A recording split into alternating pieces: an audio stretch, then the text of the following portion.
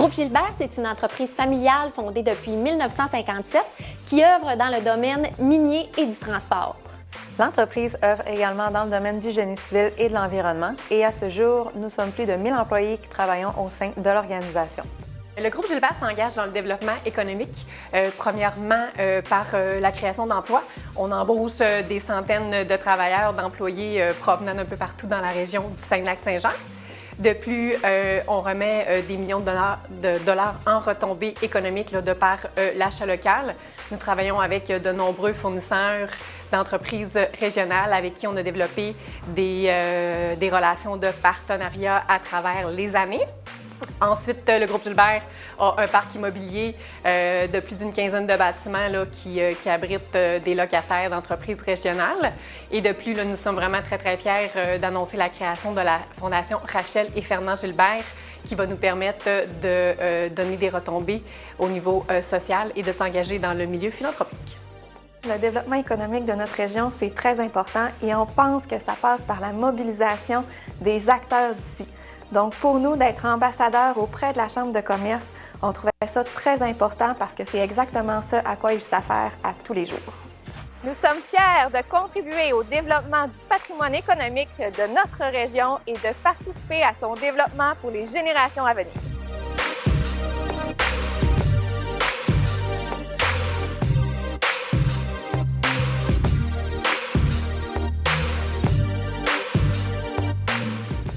Bonjour et bienvenue à ce rendez-vous politique où nous avons le privilège d'accueillir la mairesse de Saguenay, Madame Julie Dufour. Mon nom est Sandra Rossignol, je suis la vice-présidente exécutive et directrice générale de la Chambre de commerce et d'industrie Saguenay-le-Fjord. Nous sommes fiers de vous présenter aujourd'hui ce premier rendez-vous politique de 2022 qui constituera en un échange avec la toute nouvelle mairesse de Saguenay. Nous avons eu le plaisir, l'automne dernier, d'accueillir en personne, en présence de 125 personnes, le ministre de l'Économie et de l'Innovation, M. Pierre Fitzgibbon. Je vous assure que nous aurions de loin préféré vous souhaiter en personne la bonne année ce matin et permettre à Mme Dufour de rencontrer la communauté d'affaires. Nous avons le devoir de nous ajuster et je suis convaincue que nous aurons le plaisir de pouvoir se reprendre au cours de l'année qui s'en vient. Je vous explique donc le déroulement de ce matin. Notre mairesse fera une présentation de sa vision, de ses ambitions pour sa ville en termes de développement économique. En ce qui a trait à l'événement de ce matin, quelques partenaires vous adresseront la parole. Par la suite, j'aurai le plaisir de lui adresser des questions qui sont celles qui touchent la communauté d'affaires, les membres de la Chambre de commerce. Rappelons qu'au cours de la dernière année, nous avons mené une vaste consultation auprès de nos membres afin de mieux connaître leurs priorités dans les dossiers municipaux, le tout permettant de tenir un débat portant sur ces questions lors de la campagne électorale. Les différents éléments recueillis lors de cette consultation ont également alimenté les sujets qui seront discutés ce matin. Finalement, il y a une période de questions destinée pour vous, chers membres de la Chambre, qui aura lieu à la fin de l'événement. J'aimerais maintenant remercier et saluer nos précieux partenaires annuels, Ville-Saguenay, la MRC du Fjord du Saguenay et Rio Tinto. Nous avons par ailleurs la chance ce matin d'être dans les studios de Nous TV Le Fjord qui nous reçoivent et qui prennent gracieusement en charge la technique de cet événement. Merci beaucoup à l'équipe. C'est toujours un immense plaisir de collaborer avec vous. Ce rendez-vous politique vous est présenté par le Quotidien numérique et Port-Saguenay en collaboration avec Catapulte Bureau de communication. C'est d'ailleurs à ma précieuse collaboratrice dans l'organisation de ce rendez-vous politique que je vais céder la parole en tout premier lieu. Je vous présente donc Sophie Villeneuve, qui est vice-présidente stratégie chez Catapulte Communication. Suivra le président-directeur général de Port-Saguenay, Carl Laberge, présentateur de l'événement. Et finalement, notre grand partenaire de la série des rendez-vous politiques, Marc Saint-Hilaire, directeur général de la coopérative d'information Le Quotidien. Merci, Sandra. C'est un honneur pour l'équipe de Catapulte de participer à la série Rendez-vous politique de la Chambre de commerce et d'industrie Saguenay-le-Fjord. Passionnés de politique, c'est non seulement pour nous un plaisir de participer à la recherche et l'élaboration des dossiers qui permettent de préparer les contenus de ces rencontres, c'est surtout pour nous un bonheur d'y assister et de suivre de près l'évolution des dossiers politiques locaux, régionaux et nationaux. Merci à l'équipe de la Chambre pour cette précieuse collaboration et à vous, entrepreneurs et commerçants de la région. Un bon rendez-vous politique. Bonjour à tous. Le port de Saguenay est très fier de co-présenter cet événement qui marque le début d'une nouvelle année qui est très importante pour Saguenay. Ce rendez-vous politique-là est aussi très symbolique pour le port, puisque la Ville de Saguenay, Promotion Saguenay, c'est nos principaux partenaires de développement. S'il y a quelque chose qui est important, c'est de travailler tous ensemble pour développer notre ville et notre région. On soutient actuellement pour développer un de nos plus grands atouts communs dans la région, c'est-à-dire un port en eau profonde international qui est connecté sur le monde. On a de l'ambition. Et surtout, on a un avantage considérable qui est souvent méconnu. On possède l'administration portuaire l'équivalent de 2500 terrains de football, de terrains qui sont dédiés au développement industriel. C'est une richesse qui est inestimable. Le leadership de notre nouvelle mairesse et sa vision économique rejoint les nôtres. On voit grand, on veut être attractif. En fait, on veut faire des plus. On veut avoir des nouvelles familles, des nouvelles industries, des nouvelles grappes de savoir. C'est donc un grand plaisir pour nous de partager avec vous ce matin cet événement fort de la communauté économique. Merci. Bonjour tout le monde. La coopérative du journal Le Quotidien est fière de vous présenter ce rendez-vous politique avec la mairesse de Saguenay, Julie Dufour. Cette rencontre s'inscrit dans notre volonté de contribuer au débat démocratique dans notre belle région du Saguenay-Lac-Saint-Jean. Notre mission d'information est plus importante et pertinente que jamais, vous l'aurez remarqué, dans un contexte de crise comme celui que nous vivons. Évidemment, on aurait tous préféré être réunis dans une même salle pour fraterniser, pour jaser économie, pour jaser politique. Ce sera pour la prochaine fois, je l'espère. D'ici là, je vous souhaite une belle rencontre et, Madame la mairesse, merci encore de participer à cette activité. Merci beaucoup, Marc, Carl et Sophie. Et maintenant, il est temps de vous présenter notre invitée. Elle est présente dans le paysage politique de la région depuis 2013. Julie Dufour est devenue le 7 novembre dernier mairesse de Saguenay. Depuis son enfance, Mme Dufour s'intéresse aux différents enjeux de la société. Avec une formation en éducation spécialisée du Cégep de Jonquière, elle commence un parcours professionnel dans le secteur communautaire et à la commission scolaire de la Jonquière. C'est en 2013 que Mme Dufour se lance en politique et devient conseillère municipale du district 2. Elle devient en 2017 présidente de l'arrondissement de Jonquière et occupe plusieurs rôles clés sur divers comités nationaux. Après une campagne électorale qui la voit remporter une course à 7 candidats, elle s'attaque aujourd'hui à son nouveau mandat avec toute la fougue et le savoir-faire qu'on lui connaît. La mairesse s'adresse aujourd'hui en primeur aux membres de la Chambre de commerce et d'industrie Saguenay-le-Fjord afin d'adresser sa vision du développement économique de notre ville. Voici, mesdames et messieurs, la mairesse de Saguenay, Julie Dufour. Bon matin à tous. Comme je suis heureuse d'être avec vous ce matin. Merci, Mme Rossignol. Merci à tous les partenaires. Merci de cette invitation. Comme vous l'avez tous dit, j'aurais vraiment préféré être avec vous ce matin pour vraiment déjeuner. Aujourd'hui, on pourrait appeler ça... peut-être qu'on a une chance à quelque part avec la température. En tout cas, on a évité quelques froids, tout le monde collectivement. Mais j'ai hâte de vous voir en vrai et de discuter avec vous. Vision, mission... l'ambition de cette ville, comment je vois le développement économique. On a parlé beaucoup, j'en ai parlé beaucoup en campagne électorale, mais pour moi, une des priorités, c'est la prospérité de cette ville. Et je pense que c'est un objectif commun que nous partageons tous ensemble. Comme ville, qu'est-ce que je peux faire pour être dans un niveau de prospérité? Donc, déjà, avec le nouveau budget, le contrôle de nos dépenses. C'est un endroit où, comme mairesse et comme avec l'ensemble des conseillers municipaux, on est capable de faire quelque chose. Ça nous prend des investissements stratégiques, on le sait, j'en ai parlé, les finances de la ville, c'est pas nécessairement rose, on laisse beaucoup d'argent sur la table, Québec, Ottawa, depuis des années. Donc, d'investir ce qui reste dans les investissements à pourvoir, dans des leviers économiques, ce sera bientôt névralgique. L'efficience, l'efficacité aussi de nos services municipaux. Je ne veux plus jamais qu'on dise de Saguenay dans quelques années que c'est difficile de faire des affaires à Saguenay. Je veux qu'on dise comme cette ville est accueillante et comme c'est facile de s'y implanter. On parle souvent des régions ressources. C'est un terme qui, des fois, agace mon oreille. Je ne veux plus qu'on ne soit qu'une région où on prend les ressources et où on les amène ailleurs. On a entendu souvent parler de la deuxième, de la troisième transformation, qui est souvent un discours qui devient vide. Donc, je crois que la pandémie, la crise actuelle, ce qu'on a vécu tout le monde ensemble, va nous permettre d'être innovants et en fait d'y arriver un jour. Donc, plus jamais qu'une seule région ressource. On a vu des grands dossiers dans les dernières années, et pour ne pas les nommer, où on a polarisé certains dossiers et où on met souvent en porte-à-faux et le développement durable et notre écologie versus le développement économique.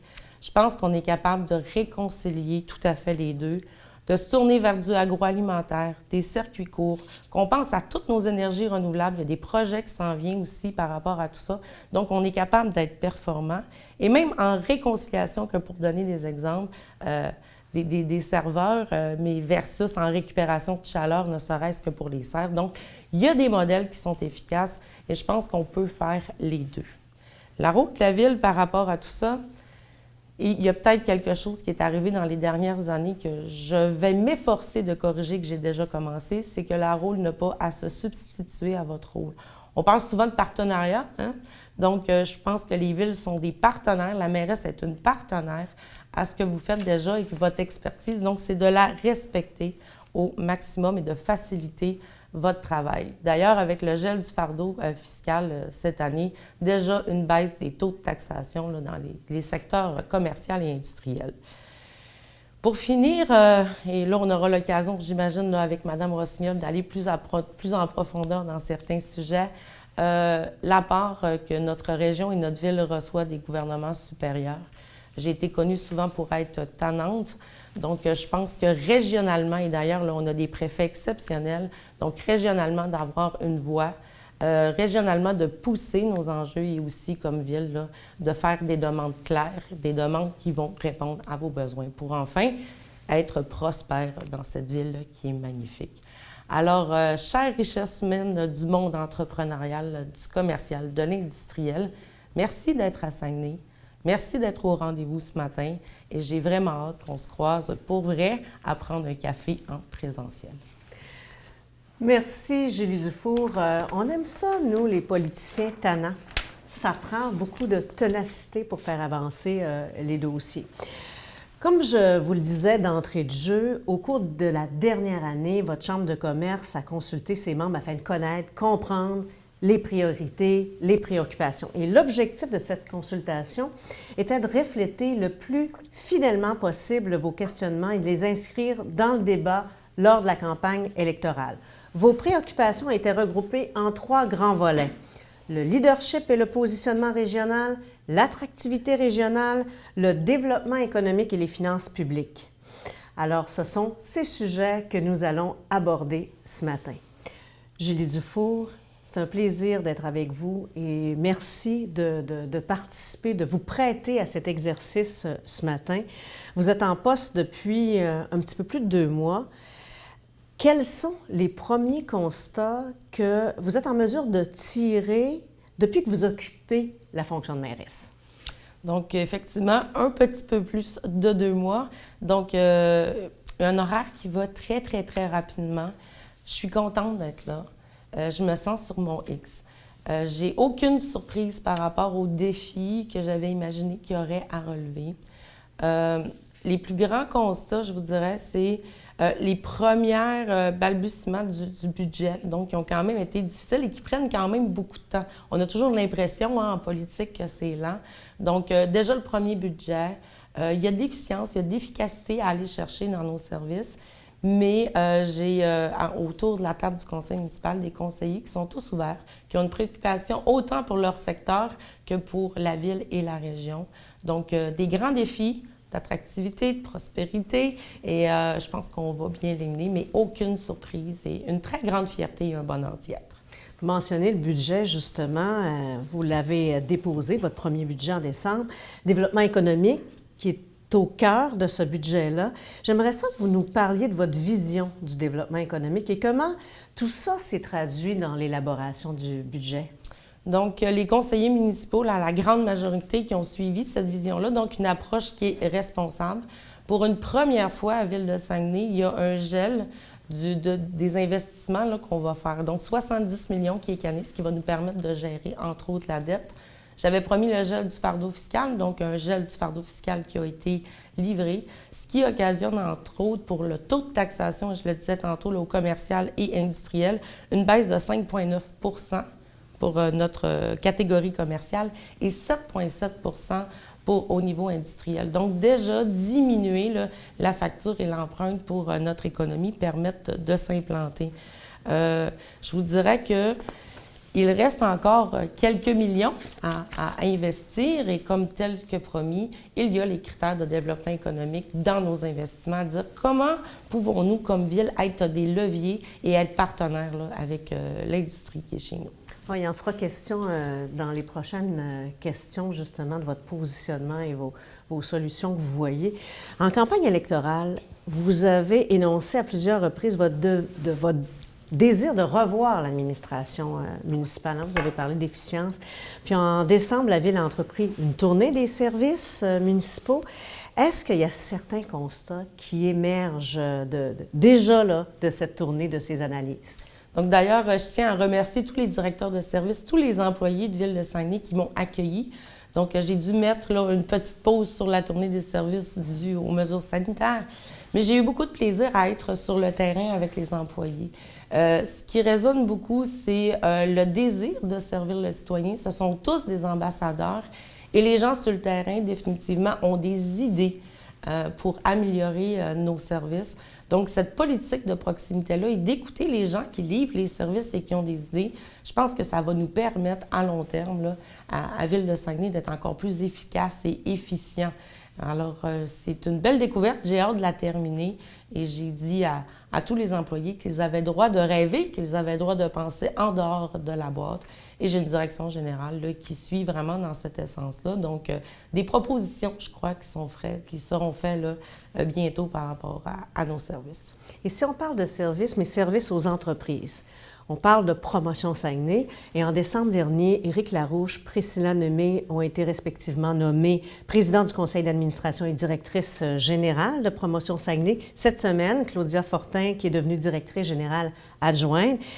Quelles sont vos attentes à l'égard de cet organisme au sein duquel là, vous avez opéré vraiment un important changement? Donc, un engagement que j'avais fait lors de la campagne électorale de ne pas être présidente de Promotion Saguenay pour la simple et unique raison qu'on n'a pas à prendre en otage les entreprises ou les entrepreneurs politiquement. La politique, ça doit d'être un outil utile pour l'implantation, mais pas de faire des photos ou de les prendre en otage. Donc, le conseil d'administration qui s'est choisi un président, le conseil d'administration, suite au départ de M. Bérubé pour un autre emploi, d'ailleurs, je le salue et je le félicite. Donc, le conseil d'administration également, là, qui a choisi et qui a recommandé aux élus de Ville-de-Saguenay une nomination à la direction générale. M. Larouche, Mme Niémé, qui ont une expertise incroyable. On est en relation, en communication, je vous dirais, quasi tous les semaines. Donc, ils ont un travail à faire de démarchage, de positionnement, ils le font bien. Et quand ils ont besoin d'une aide politique et d'une aide administrative ville, donc on est au rendez-vous. Donc, une belle collaboration là, qui est déjà bien entamée. Vous avez parlé d'entrée de jeu tout à l'heure dans votre présentation et vous en aviez parlé dans votre plateforme électorale que vous vous inquiétiez que la Ville se substituait beaucoup au milieu des affaires, qu'elle occupait trop de secteurs d'activité, tout en mentionnant que la lourdeur administrative, la microgestion, ça nuisait au développement économique.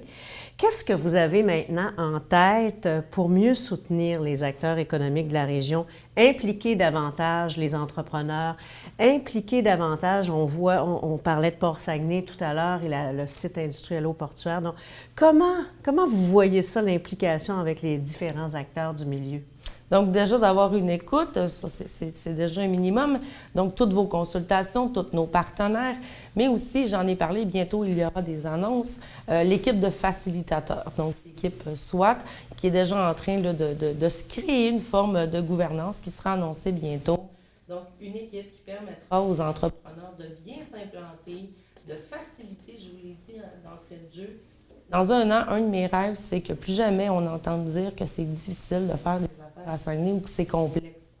Je veux que les entrepreneurs soient écoutés dans leurs besoins, qu'on soit des facilitateurs. Donc, avec l'aide de Promotion Saguenay, nos partenaires ainsi que cette équipe, je pense qu'on pourra amener à bien des nouveaux projets, mais aussi des projets d'expansion de nos entrepreneurs que nous avons déjà. On a commencé l'année 2022 avec une étude de l'Institut de la statistique du Québec pour le compte du ministère des Affaires municipales qui plaçait Saguenay en 9e position des grandes villes québécoises en matière de vitalité économique. Ça a été une mauvaise nouvelle du début de l'année, mais en même temps, ça peut constituer une occasion d'aller vers un défi plus grand, d'aller avec des opportunités plus grandes. Comment comptez-vous contribuer à inverser cette tendance-là, permettre de voir augmenter notamment le revenu médian sur les territoires? Donc, comment vous avez accueilli cette étude-là, puis comment on prend le taureau par les cornes, puis on profite de cette mauvaise nouvelle pour en faire une opportunité? Il faut regarder les opportunités de ces chiffres. Donc, tout d'abord, des chiffres qui datent déjà de 2018. Donc, on a vu là, un autre bilan il y a quelques semaines. 5e au niveau du revenu médian, mais premier au niveau de l'accessibilité à la première résidence. Donc, même si on est au 5e rang des nouveaux médians, c'est plus facile à Saguenay d'avoir notre première maison. Donc, je pense qu'aussi, il faut regarder les chiffres dans son ensemble. Ce qui nous fait mal, et on en a parlé beaucoup, c'est la démographie de notre ville. Donc, nous sommes la seule grande ville dans les 10 qui ne voit pas croître sa population comme les autres, ce qui fait des indicateurs de vitalité qui sont difficiles. Donc, et je pense qu'on en parlera plus tard à Mme Rossignol, mais l'attractivité, c'est, sans contredit pour Saguenay, une des recettes pour être capable d'être prospère. On ira un petit peu plus loin tout à l'heure, mais ça nous amène tout de même à parler des projets du programme triennal en immobilisation. Il y a le plan qui prévoit plus de 13,3 millions de dollars afin de prioriser le développement économique des centres-villes, des parcs industriels, de la zone ferroviaire. Madame la mairesse, quels sont les projets phares sur lesquels la Ville mise? Donc, comme je le disais tout à l'heure, c'est une première que Ville de Saguenay décide de mettre un plafond à ses investissements à 70 millions. Il nous reste 13 millions à choisir parce que vous comprenez qu'il y a quand même les routes dans ce qu'on est obligé de pourvoir. 13 millions à choisir avec les autres élus alentour de la table. On a environ pour une quarantaine de millions de projets qui sont sur la table. Fait que vous comprendrez que ce seront des choix peut-être un peu plus difficiles. Donc, je vais attendre le fruit de la réflexion de tous mes collègues alentour de la table. Mais un des critères et la priorité, ce sera des leviers en développement économique. Est-ce que 13,3 millions, c'est suffisant en développement? Clairement non. Je pense que les 3-4 prochaines années, ce sera une des priorités de dire plus qu'on dégage, plus on investit en économie pour changer la roue là, dans laquelle on est pris depuis quelques années. Puis quelles sont les prévisions en matière de revenus générés par la Ville grâce à ces projets? Est-ce qu'on y pense quand on élabore ces projets-là? Je vous dirais que ce n'est pas dans la culture à l'heure actuelle, hein, dans la vision peut-être des 20 dernières années de Saguenay, mais effectivement, il y a des projets sur lesquels on a déjà des chiffres là, qui pourraient facilement susciter beaucoup de sous. Donc, je parle entre autres de la zone ferroviaire avec les 1000 logements, un potentiel là, de 2 millions de nouveaux revenus en taxation. Parlons maintenant de notre vision économique globale, donc de l'implication de Saguenay à l'intérieur du Québec, à l'intérieur du Saguenay-Lac-Saint-Jean. Madame la mairesse, comment souhaitez-vous positionner la Ville et surtout, quels projets allez-vous mettre de l'avant pour que notre région se taille une place enviable dans l'économie du Québec? Donc, j'ai eu beaucoup de discussions avec les 4 autres préfets de notre région, donc des préfets qui sont aussi ambitieux, innovants, créatifs, qui ont le goût de travailler ensemble. Je pense que c'est en ayant une voix forte régionale qu'on sera capable d'aller chercher des sous à Québec et de se positionner. Souvent, on parle, et on le voit beaucoup, 10 milliards pour un tunnel à Québec, et en région, on est un peu gêné de demander ne serait-ce qu'un demi-milliard. Donc, je pense là, que tous les préfets et la région, là, avec la conférence des préfets, entre autres, sera extrêmement mobilisée.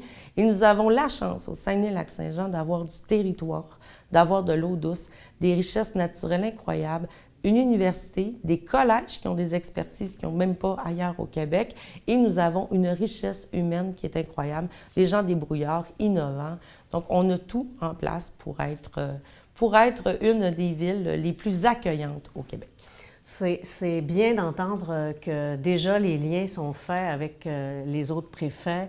Donc, la collaboration est de mise et ne pas travailler en silo, c'est, j'imagine, une chose importante pour vous. Alors, on accueille ça positivement. Il y a certaines régions qui réussissent à se démarquer par leur zone industrielle-portuaire. On parle de Bécancour beaucoup au Québec. On en entend parler tout le temps. On dit que les entreprises font la file pour s'y installer. Ici, là, on a la chance d'avoir l'une des plus vastes zones de ce genre au Canada. Puis comment la Ville, maintenant, va s'impliquer dans le développement de cette zone? D'abord, on parle souvent de Bécancour et souvent, j'ai comme l'impression que c'est une concurrence qui est un peu déloyale. Probablement que la communauté d'affaires est au courant, mais Bécancour qui appartient à Investissement Québec. Donc, vous comprendrez qu'il y a peut-être une petite préférence souvent de certains de nos élus.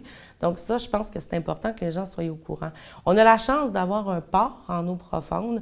Donc, on a déjà Métaux Blackrock, hein, on se croise les doigts. Donc, la Ville est au rendez-vous, des crédits de taxes, de monter l'amener d'eau. Ça va être très important, et M. Laberge le disait tantôt, Promotion Saguenay, Ville de Saguenay, nous sommes des partenaires, donc d'être capable de militer et pour des grands projets, mais des petits et des moyens aussi, de se tourner vers la transformation et aussi de se tourner avec le plus gros avantage qu'on a en exportation plutôt qu'en importation. Donc, c'est de travailler toujours en collaboration et surtout de lever la main, hein, à dire oui, il y a Bécancour, mais il y a aussi Saguenay. Puis, regain économique, donc on commence peut-être, on voyait un peu la lumière au bout du tunnel et on le sait qu'on a ici à Saguenay, au Saguenay-Lac-Saint-Jean, la relance pourrait passer aussi par une diversification économique. On en parle depuis des années. Est-ce que vous pensez comme ça? Est-ce que vous pensez que ça passe par une diversification économique? Et si oui, comment, de manière plus précise, vous voulez le faire? Puis, comment on peut positionner aussi la Ville afin de faire vraiment avancer des projets comme Métaux Blackrock pour que ça se développe ici? Donc, Métaux Blackrock, si on le prend par exemple, c'est d'avoir une voix forte et commune. D'ailleurs, les autres préfets de la région, là, on est tous sortis ensemble en disant, bien, nous autres, nous sommes encore au rendez-vous. En zone d'innovation, il y a des choses qui ne sont pas exploitées. Si on pense à la pharmaceutique, à tout l'agroalimentaire, on le voit, là, le prix de l'indice de l'inflation, ce qui nous touche le plus comme individu, c'est notre panier d'épicerie, à tout près de 12 %. Donc, on a déjà des terres agricoles. Donc, déjà, j'ai parlé là, à certains de Promotion Saguenay à dire, est-ce qu'on est capable d'aller dans les circuits courts, dans l'agroalimentaire, dans la transformation de ce que nous avons? Et je pense qu'il faut aller plus loin et militer encore. Donc, je vous dirais que ce sera des comités très sectoriels et où la Ville sera clairement partenaire pour être capable de mettre des infrastructures et ce que ça prend pour qu'enfin, on puisse vraiment transformer. Lors de la campagne électorale, Mme Dufour, vous avez mentionné votre volonté de faire de la fibre cellulosique une priorité pour la Ville. Peut-être rappeler que la fibre cellulosique, là, c'est fabriqué à partir de la fibre de bois qui va devenir dans quelques années probablement un produit qui permettra de remplacer certains plastiques dans la fabrication d'objets. Avez-vous, Mme Dufour, entrepris des démarches avec Promotion Saguenay relativement à ce projet-là? Donc, certains élus qui avaient déjà travaillé, on comprend que c'est l'entreprise privée, hein, qui était déjà en début d'expertise et qui travaille. Donc, ce sera de les accompagner. Je me suis intervenue avec Promotion Saguenay, entre autres, là, pour la création de certains comités. Et il y a des élus qui ont quand même une expertise, qui sont prêts à être au rendez-vous. Donc, bientôt, là, probablement, la construction d'une table ou l'élaboration d'une table. Là, on est en train de regarder au niveau de la gouvernance. C'est ce qui va aider le plus aussi l'entreprise privée à percer dans ce milieu. Mais clairement, avec 28 % de l'industrie forestière ici au Saguenay-Lac-Saint-Jean, on peut être chef de file avec cette ressource première et la transformer pour remplacer bien des produits de consommation et éviter le plastique. Parlons maintenant d'attractivité régionale et aussi de développement économique, hein, l'attractivité régionale, vous en avez parlé tout à l'heure, la rareté main-d'œuvre qui est le sujet de l'heure, pas juste au Saguenay-Lac-Saint-Jean, pas juste à Saguenay, mais au Québec. Ça représente un obstacle important pour le développement des PME dans notre région, à Saguenay. Madame Dufour, qu'avez-vous dans les plans pour favoriser l'attraction, la rétention de main-d'œuvre dans la région et comment comptez-vous soutenir les entreprises dans leur démarche de recrutement? Donc, l'annonce tout récemment de la Maison d'accueil de l'immigration, donc un produit là, qui vient de Développement 02, où il y a vraiment une concertation régionale pour aller chercher l'immigration à l'international, mais de façon régionale. Donc, une très bonne nouvelle pour tout le monde. L'embauche de M. Serra-Israt, entre autres. Fait que je pense qu'au niveau de l'attractivité d'aller chercher, je pense qu'on a un bel outil qui est mis en branle et qui va servir tous nos entrepreneurs. Une fois à aller les chercher, il faut être capable aussi de les conserver, de bien les implanter. Nous avons aussi toute notre communauté d'étudiants à l'étranger qui souvent viennent étudier, choisissent Saguenay pour venir étudier, mais qu'on a de la difficulté là, à garder et même à loger à l'heure actuelle. Donc, le projet de 1000 logements qui est encore là, dans la zone ferroviaire au goût du jour et d'autres projets là, qui arriveront en partenariat avec Développement 02, la Maison d'accueil de l'immigration, pour être capable de répondre aux besoins et surtout de densifier notre ville, on en parlait tout à l'heure, et de les conserver et qu'ils deviennent des Saguenayens, des Saguenayennes. Effectivement, l'immigration, c'est une des solutions à la rareté de main-d'œuvre. Ce n'est pas la seule, mais c'est une des solutions. Et au-delà des offres d'emploi là, intéressantes, bien rémunérées, comment la ville peut-elle devenir un pôle d'attraction pour les familles et les professionnels qui cherchent à quitter la ville? Parce qu'on voit quand même, là, on parlait de démographie tout à l'heure, c'est quand même la première fois en 2021 qu'on voit une démographie positive. Là, il y a un retour vers la région. Comment on peut profiter de ça? Là? La pandémie nous a donné des opportunités. Comment on peut profiter de cette opportunité? Donc, souvent, nos écueils peuvent devenir vraiment nos forces. Donc, on a du territoire qui est vaste, qui est inoccupé. On a 28 sites de sentiers pédestres, 63 km de sentiers pédestres, 5 salles de spectacle, 4 bibliothèques. Je veux dire, on a deux monts de ski alpin à 5, 6, 20 minutes. Donc, on a un terrain de jeu qui est incroyable. Mais on a un vieil aréna.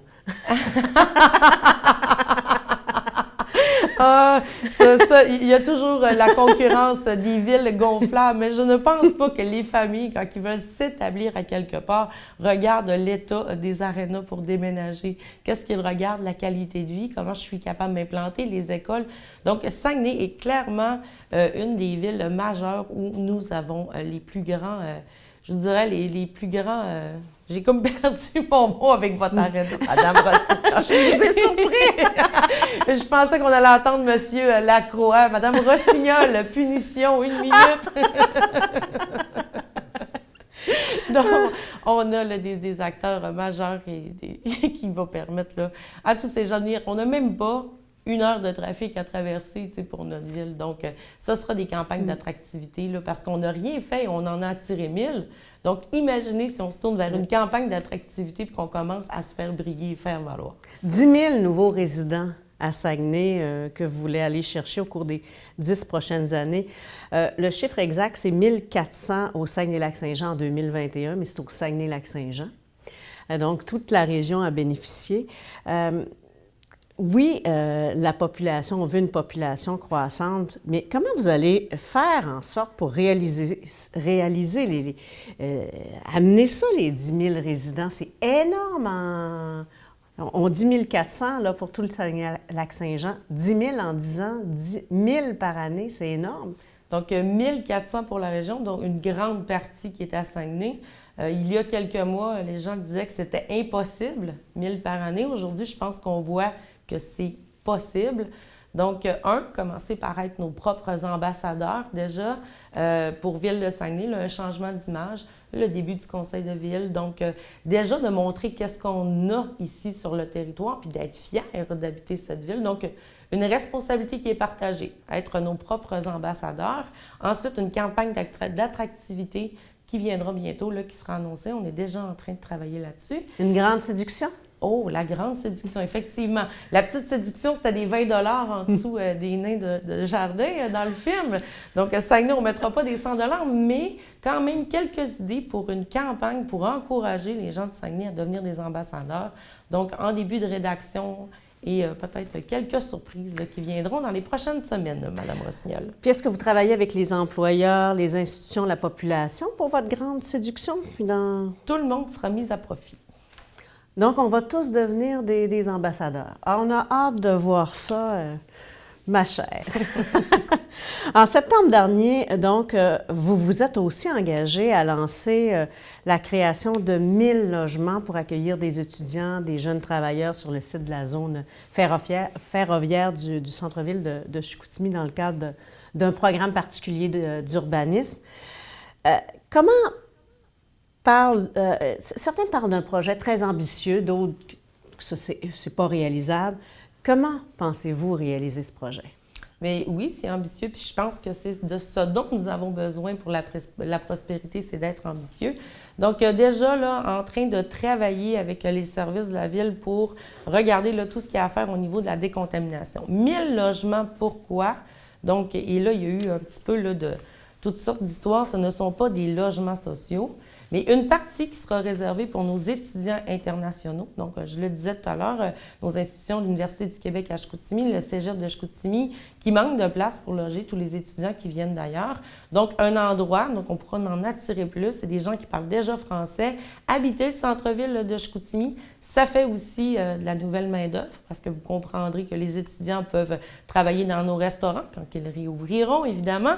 Donc, une main-d'œuvre qui sera disponible et aussi des logements qui seront réservés pour les employés qui viennent essayer Saguenay. Donc, exemple, une compagnie, on en parlait tantôt, comment on fait pour attirer de la main-d'œuvre. Donc, des logements qui seront réservés pour l'entreprise privée à dire, bien, viens essayer Saguenay, amenez votre conjoint, vos enfants, ça vous permet de regarder si les garderies, si vous trouvez, si la conjointe se trouve un autre emploi. Donc, des logements de transition là, en attractivité. C'est un potentiel aussi de nouveaux revenus de 2 millions.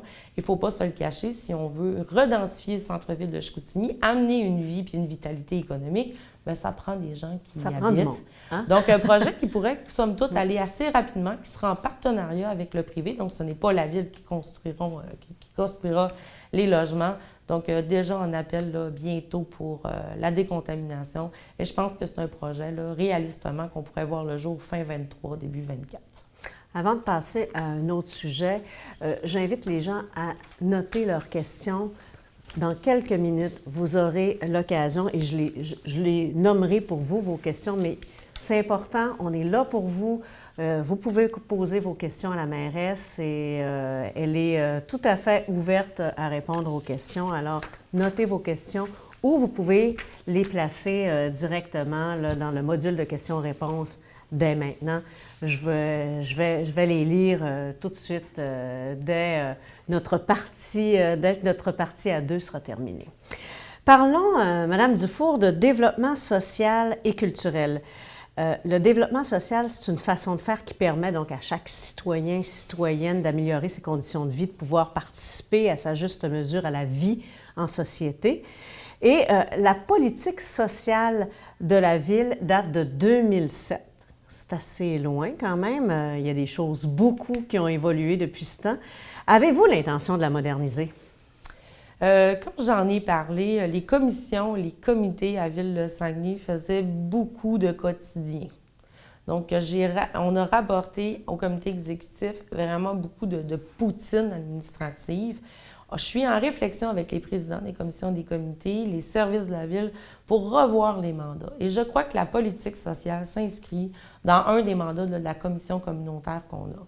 Donc ça, ce sera, et je laisse quand même la liberté aux élus municipaux ainsi qu'à la société civile maintenant qui participe à ces commissions et comités pour la revoir. Et effectivement, Mme Rossignol, 2007, je pense qu'il est peut-être le temps de revoir où nous en sommes et vers où nous voulons aller. Et vous parlez à une éducatrice spécialisée de formation qui a travaillé longtemps dans le communautaire et qui croit que la richesse humaine est notre première richesse qui fait qu'on est capable de toujours s'en sortir et d'être résilient. Donc, je crois profondément à l'être humain et aux citoyens de cette ville. Donc, la politique fera probablement le fruit de beaucoup d'évaluations de la commission dans les prochains mois. Côté culturel? Là, on est en souffrance là, de culturel. Là. On est en souffrance de beaucoup de choses, là, de relations humaines aussi.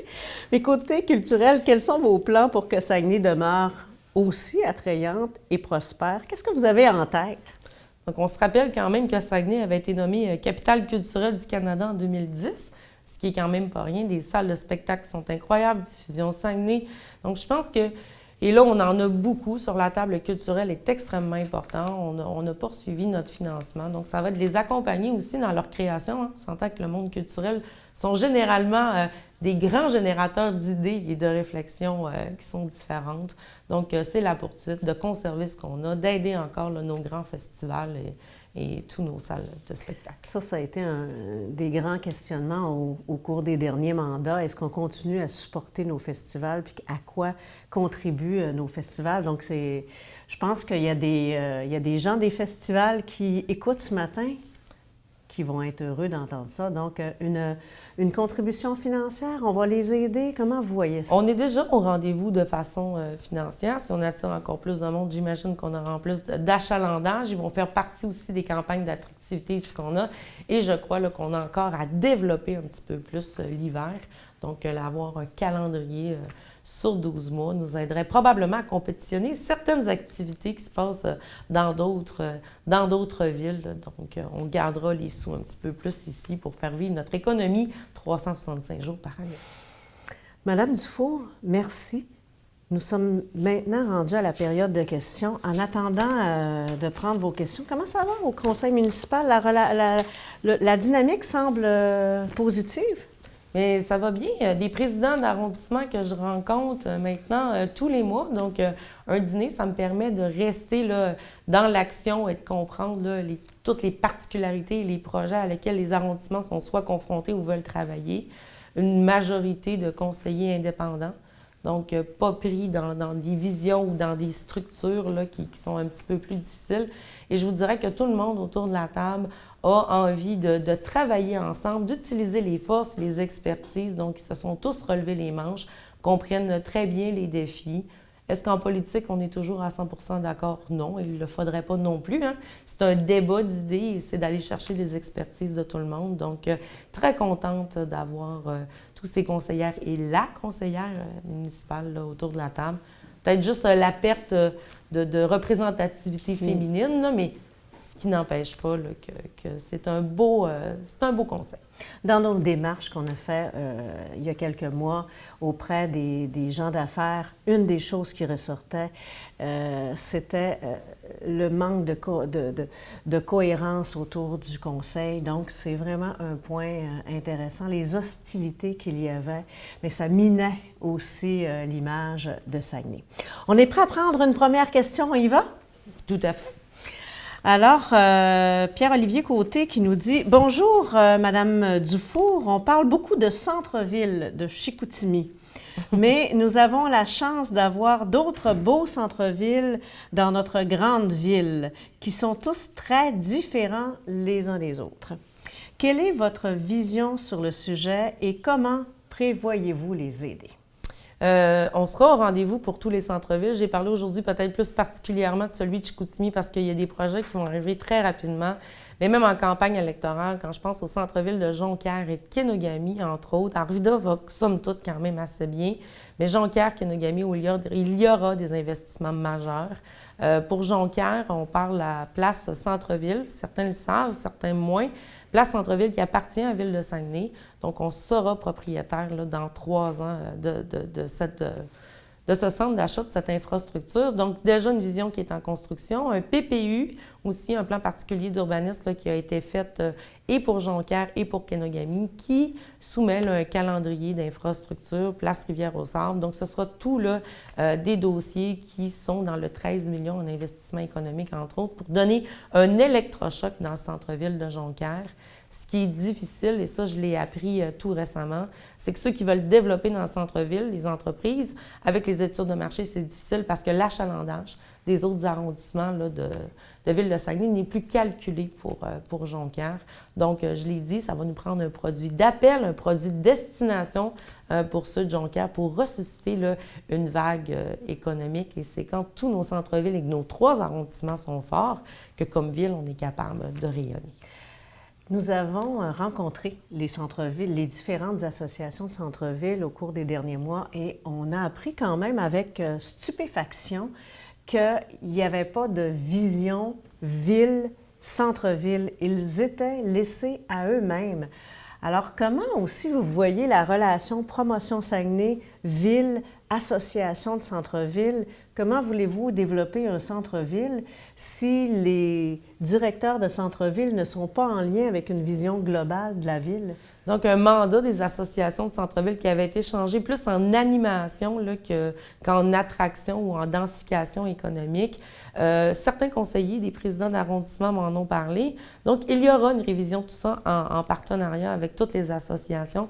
Des associations aussi qui sont différentes dans leur mandat et dans leur année. Si on pense à celle de Chicoutimi, là, qui est là depuis des années, même avant même là, les fusions, qui a une autre forme là, de constitution qui est très présente, qui est très animée aussi, alors qu'il y en a d'autres qui sont peut-être un petit peu plus jeunes puis qui ne viennent pas nécessairement de la base. Donc, je me suis déjà entretenue avec certains d'entre eux qui ont des visions, malgré tout, qui ont, pour vrai, qui ont des grandes ambitions. Donc, j'affectionne particulièrement l'audace et l'ambition. Donc, Promotion Saguenay en collaboration avec Ville, là, on regardera leurs besoins et si leur mandat d'animation est encore au bout du jour, comment leur donner de la latitude et travailler tous ensemble. C'est une excellente nouvelle parce que nos associations de centre-ville ont besoin de travailler ensemble puis ont besoin aussi d'être appuyées par Promotion Saguenay, de ne pas travailler en silo. Alors, c'est une excellente nouvelle. Alors, ne vous gênez pas pour poser vos questions, pour avoir accès à notre mairesse. C'est le temps de poser vos questions. Madame la mairesse, vous en avez parlé. BlackRock. Comment vous avez reçu la déclaration de la mairesse de Chibougamau qui voulait un peu s'approprier le projet de Métaux BlackRock? Je pense qu'à un moment donné, il faut arrêter de recommencer et recommencer. Donc, les questions étaient légitimes, mais elles ont déjà été répondues. Donc, on a un BAP qui est favorable, on a un décret qui va avec tout ça. On ne peut pas enlever la mine de Chibougamau, hein, physiquement, elle est là, mais on ne peut pas non plus enlever le port qui est à Saguenay.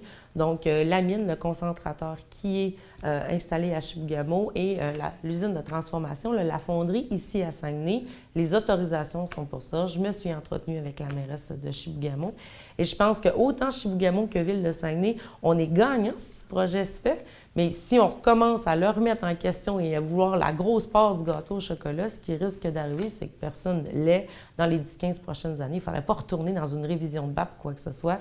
Je vous dirais qu'à l'heure actuelle, l'enjeu majeur, c'est de savoir qui va racheter Métaux BlackRock et ce sera aux nouveaux propriétaires, là, eux, à regarder où ils veulent s'implanter. Mais je pense qu'à l'heure actuelle, c'est bien plus payant là, d'être actionnaire de cette compagnie. Ce qui vaut quelque chose, c'est le BAP et toutes les autorisations qui ont été données.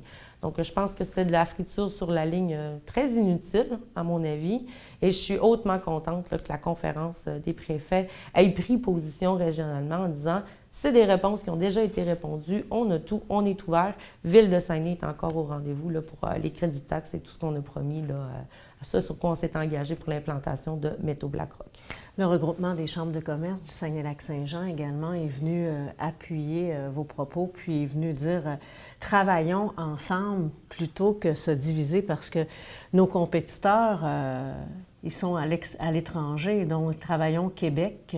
Comment vous voyez ça, justement, la relation avec les autres villes autour Québec, Lac-Saint-Jean?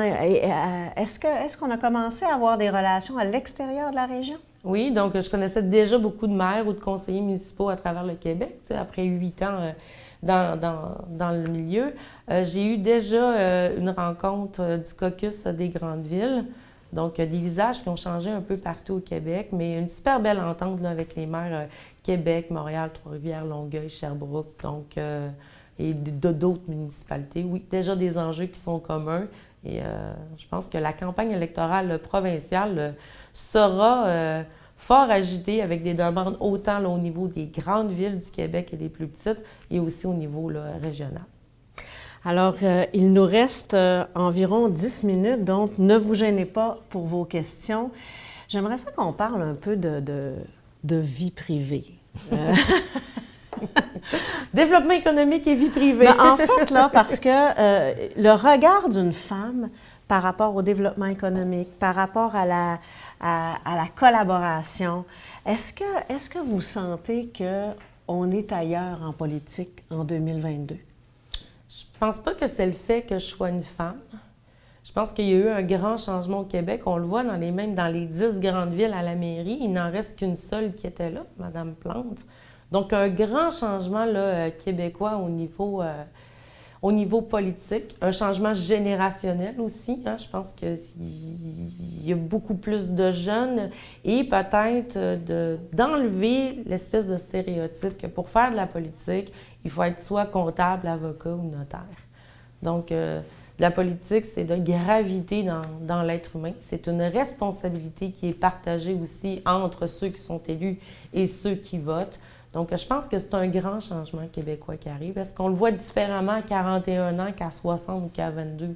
Clairement que l'expérience et notre expérience de vie nous amène à d'autres réflexions, d'où l'importance d'avoir des conseils municipaux qui sont du 18 à 102 ans, autant du domaine social que du domaine de l'entreprise et autant d'hommes que de femmes. Donc, plus on aura des conseils municipaux, plus on aura des élus municipaux qui sont représentatifs de la population et plus je pense qu'on aura des décisions qui nous ressemblent et qui touchent les enjeux, plus personnels que nous avons. Vous avez des jeunes enfants. Les jeunes nous apportent aussi, puis la notion d'environnement, d'éco-responsabilité. On l'a vu là, dans la dernière année, l'environnement est un sujet incontournable et on a une question de Marie-France Voyer qui nous demande « Est-ce que vous avez une vision éco-responsable pour notre ville? Les programmes, des subventions? On a déjà des choses qui sont mises en place via la Commission de développement durable qui n'est peut-être pas assez vendu ou en promotion. Donc ça, je pense que de promouvoir ce qu'on fait déjà, ça va être la première étape. La Commission du développement durable, je leur ai donné déjà quelques orientations sur lesquelles je voulais travailler. Entre autres, là, les gaz du dit ancien site de la Terrière. Donc ça, c'est une priorité numéro 1. On sait que c'est l'endroit où ville on est le plus pollueur en termes de GES. Donc ça, priorité numéro 1 là, pour être capable d'atténuer ça. Et oui, j'en avais parlé comme conseillère municipale à l'époque d'une branche verte à Promotion Saguenay. J'en ai reparlé encore. C'est encore au goût du jour, même encore plus. Donc, circuit court, l'éco-responsabilité, je le disais, il faut arrêter de polariser le développement économique versus l'éco-responsabilité, l'environnement. Je pense qu'on est capable de bien faire les choses. Donc, oui, j'ai un très grand souci. Vous avez tout à fait raison, Mme Rossignol. Les enfants sont extrêmement pointus sur tout ce qui est plastique, les déchets, le compostage, garder leur espace vert. Donc, on est chanceux, on a encore beaucoup de territoires. Donc, comment bien faire notre développement, c'est des choses qui sont, à mon avis, là, très, très, très accessibles. On reste dans le sujet des jeunes. Il y a Simon McNicol qui nous dit « Avez-vous un plan pour attirer les jeunes à s'intéresser aux débats politiques ainsi qu'à la politique municipale de Ville-Saguenay? Est-ce qu'il serait possible d'intégrer des mécanismes pour avoir l'avis des jeunes citoyens? » Bien, ma fille serait tellement d'accord avec vous. Elle ne comprend pas pourquoi c'est les adultes qui le votent. Elle trouve que ça devrait être les enfants parce que ce qu'on fait comme travail, c'est pour eux autres. Donc, 100% d'accord avec ma fille. J'ai parlé à parce que je viens quand même aussi du milieu de l'éducation, j'ai travaillé dans certaines écoles, donc j'ai pensé à un modèle de jeune conseil municipal. C'est important d'impliquer les jeunes, c'est même important le plus possible de faire de l'éducation populaire dans ce qui est tellement compliqué en politique. Donc, je suis en train de travailler en collaboration là, avec quelqu'un, un projet là, de jeunes conseils de ville. Donc, on verra là, comment ça ira avec le temps, mais oui, vous avez tout à fait raison. Les enfants ont beaucoup à nous apprendre. Il y a une question maintenant, et ça touche les anciens, ça touche les jeunes, mais ça touche aussi nos bâtiments patrimoniaux. De quelle manière pouvez-vous envisager la préservation de nos bâtiments patrimoniaux sur le territoire de Saguenay? C'est Alain Pinault qui nous pose la question. Il dit « Nous sommes l'une des grandes villes à ne pas avoir de musée d'art contemporain. » Alors, de quelle manière on peut préserver nos bâtiments patrimoniaux? On a déjà une politique. Donc, déjà d'avoir une planification, de les identifier. Ça, c'est déjà fait. On a ouvert le Conseil du patrimoine à Saguenay. C'est M. Carl Dufour, entre autres, qui est là-dessus. Donc, un souci constant de le conserver. Quand il y a des projets aussi qui arrivent, donc on est capable de mailler des subventions. Donc, je vous dirais, on a l'ensemble de l'œuvre sur notre territoire en termes de patrimoine. On les surveille. On a mis des règlements pour s'assurer que tout ce qui est rénovation ou modernisation de ces bâtiments-là respecte ce qui était là. J'adore. Il y a vraiment une préoccupation des jeunes. Il y a des jeunes qui nous écrivent aujourd'hui et qui nous demandent aussi, les étudiants, vous en avez parlé un peu, des étudiants de partout au Québec, de l'international à l'université, au collège. Est-ce qu'on a une vision pour la rétention de ces étudiants et l'attraction de jeunes qui désirent démarrer des entreprises ici? Quand je parlais d'équipe facilitatrice, tantôt, c'est un peu ça. Il y a déjà des subventions qui sont là. Promotion Saguenay là, est déjà au rendez-vous pour aider nos jeunes entrepreneurs. Est-ce qu'on est capable de faire plus? Oui. Est-ce qu'on est capable de rêver avec nos jeunes puis donner des infrastructures? Oui. Il y a des projets sur lesquels je suis en train de travailler que je ne peux pas trop parler encore, mais qui fera le fruit de certaines annonces. Mais je pense qu'il y aura peut-être des locaux ou des espaces où les jeunes pourront se permettre d'essayer leurs idées, accompagner avec des mentors et être capables de s'implanter ici à Saguenay. On peut juste penser à A3 Surface, exemple, qui étaient quand même des jeunes du cégep et qui ont développé puis qui ont eu des idées un petit peu abracadabrantes au départ, qui aujourd'hui ont un produit incroyable à offrir, en plus en pleine pandémie, donc des visionnaires. Fait que, oui, je pense qu'on est capable d'accompagner encore plus nos jeunes qui ont des idées. Il y a Éric Maltais qui nous pose une question sur le monde communautaire. Quelle est votre vision pour soutenir le développement de nos OBNL qui œuvrent à construire un filet social essentiel pour les populations plus vulnérables, particulièrement en période de pandémie? Je crois beaucoup au milieu communautaire. C'est un tissu social qui est tissé très serré. Je fais souvent le parallèle entre le milieu communautaire et la politique municipale. On est souvent les enfants pauvres du gouvernement, quelque part. On fait leur rôle et on est souvent sous-financé, puis on travaille extrêmement fort. Donc, défendre les droits des organismes communautaires et le financement auquel ils ont droit. Je ne voudrais pas que l'argent des taxes de la ville, qu'on se substitue au rôle du gouvernement, au ministère de la Santé et tout ça, dans le financement de notre tissu qui répond à nos besoins. Mais des partenaires, ils ont des idées incroyables. Ça aussi, au niveau de la prévention, il y a d'autres programmes qui vont être là, mais Ville de Saguenay est déjà au rendez-vous pour ces organismes communautaires, des locaux exclusifs, on finance aussi certaines missions, on a des partenariats, ne serait-ce que pour les travailleurs de rue, tout ça. Donc, c'est de continuer, mais à un niveau un petit peu plus élevé, défendre le sous-financement des organismes communautaires du gouvernement provincial. Il y a une question, encore une fois, sur l'immigration. L'immigration, c'est un sujet, vous en avez mentionné tout à l'heure quelques éléments. La rétention des étudiants étrangers, encore une fois. Il y a Janice Ouellette qui dit « Est-ce que la Ville considère également la possibilité de collaborer avec les organismes communautaires déjà en place qui ont une mission par le biais d'entente avec le ministère de l'Immigration, d'accompagner des personnes immigrantes dans l'installation et la pleine participation à leur société. » Elle pense aux organismes comme Carrefour Jeunesse Emploi, au groupe Inclusia qui peuvent collaborer avec la Ville. Est-ce que je crois qu'il y a déjà une collaboration? Est-ce que vous avez l'intention de poursuivre, d'optimiser? Il y en a déjà une et je crois qu'elle sera optimisée dans le sens où la maison d'accueil en immigration et M. Serres-Rand fera la tournée de tous les acteurs et tous les organismes qui aident d'une façon ou dans leur mission et dans leur subvention, le ministériel aussi, à l'implantation, à l'intégration et à la rétention en immigration. Donc, ce seront tous des partenaires qui seront concertés. Ce qui est intéressant avec la maison d'accueil, c'est une concertation régionale, mais en même temps de ne pas piler dans les expertises des autres organisations qui font déjà très bien leur mission. Donc, ce sera de la grande collaboration. Une dernière question pour vous, et ce sera ce qui conclura. Comment on vit, si vous êtes dans les premiers mois, comment on s'habitue, là, on sort de l'économie, mais comment on s'habitue, la famille, tout ça, comment ça va? Bien, ça va bien. En même temps, les enfants, j'ai un fils de 12 ans, une fille de 10 ans, mais ça fait déjà 8 ans que je fais de la politique. Donc, pour les enfants, ils ne m'ont jamais connue ailleurs qu'en politique. Donc, ça va bien, ça va vite, mais c'est une cadence à laquelle je suis habituée. J'ai hâte. Même moi, des fois, je trouve que ça va pas assez vite, même s'il y a une cadence qui est incroyable. Mais j'ai hâte de présenter les projets.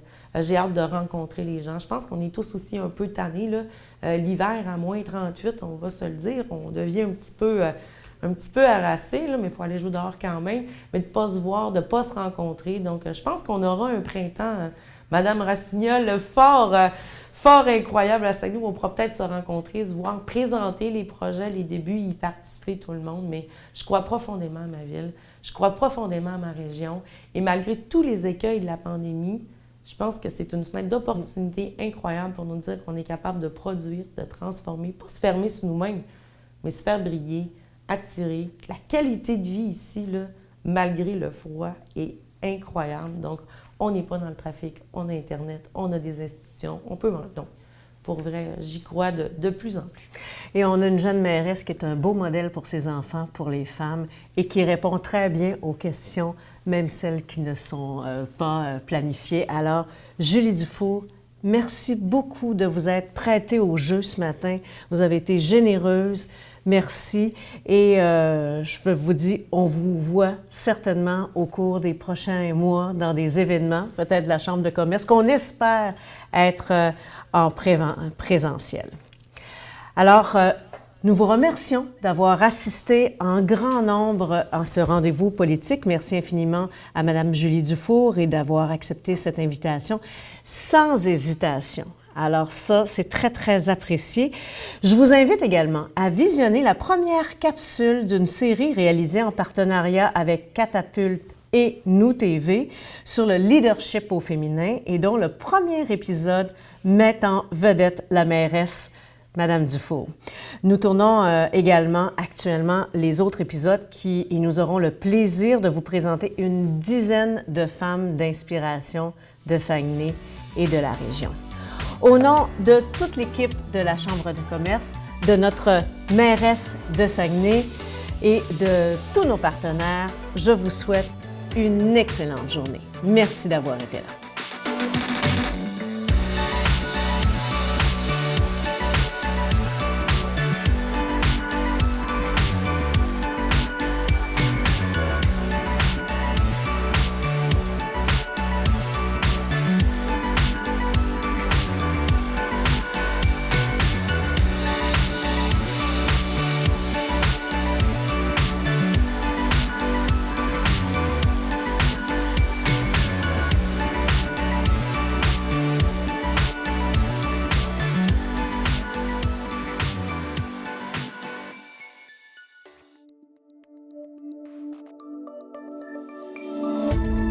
Cette émission d'Accès est appuyée par Cogeco et est rendue possible grâce à la collaboration de la communauté avec Nous TV.